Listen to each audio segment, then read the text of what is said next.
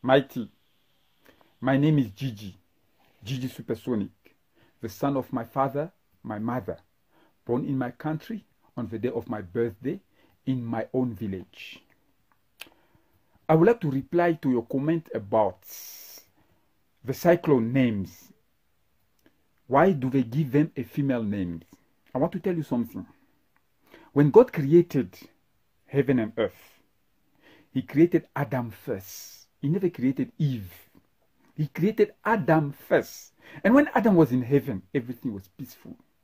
Adam was living in peace, giving names to all the plantation, to the water, to the animals. He was very happy.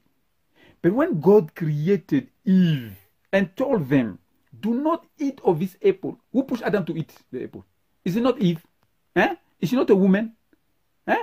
Is she not the one who pushed Adam to eat the apple? Then Adam and Eve got chased out of heaven to put on earth.